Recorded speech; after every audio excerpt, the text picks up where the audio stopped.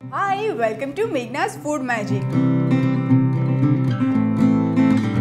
और आज हम बनाने वाले हैं स्टफ ऑमलेट।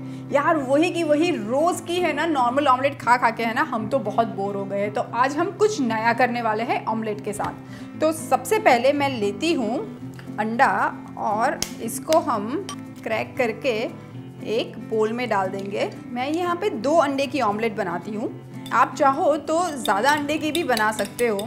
और इसके अंदर छोटा सा 1 चम्मच जितना पानी ऐड करूँगी, इससे अंडा बहुत फ्लफ़ी बनता है। इसके अंदर मैं डाल दूँगी थोड़ा सा सॉल्ट एंड क्रश पेपर। और ये तो हो गया हमारा अंडे का मिक्सचर। और साथ साथ इसका स्टफिंग बना देते हैं क्योंकि हम स्टफ़ ऑमलेट बना रहे हैं। तो मैं यहाँ पे ले रही हूँ पनीर और इसके अंदर हम डालेंगे प्याज, हरी मिर्च एंड कुछ शिमला मिर्च। अब जाएगा धनिया। यहाँ पे मेरे पास क्रीम चीज़ है, मैं वो डालती हूँ, इससे सारी स्टफिंग की बाइंडिंग अच्छे से आ जाएगी। और मैं डाल देती हूँ थोड़ा सा नमक। चीज़ भी काफ़ी सॉल्टी होता है तो उस हिसाब से हम नमक डालेंगे। इसको मिक्स कर देंगे।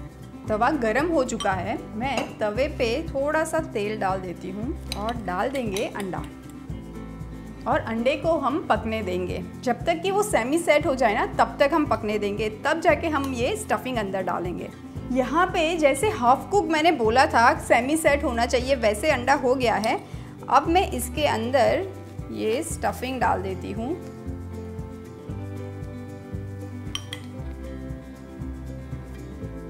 और अब हम इसको बहुत ही जेंटल हाथों से रोल कर देंगे। ये देखिए परफेक्ट रोल हो चुका है और अंडा भी बहुत अच्छे से पक चुका है। बस 2 मिनट और पकाएंगे ताकि अंदर का स्टफिंग का जो हमने चीज़ और पनीर सब डाला था वो अच्छे से मिक्स हो जाए। ये हो गया है हमारा ऑमलेट रेडी। और अब सीधा ले लेते हैं सर्विंग प्लेट के ऊपर। यहाँ पे मैंने कुछ पोटैटो वेजीज है, उसको फ्राई करके रखा है because omelette generally potato veggies and tomatoes के साथ बहुत अच्छी लगती है।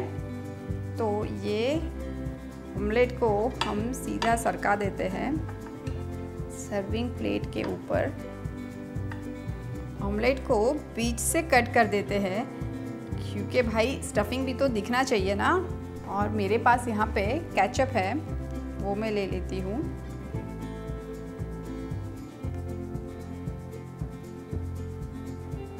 और कुछ धनिया डाल देते हैं। तो लीजिए, तैयार है स्टफ ऑमलेट।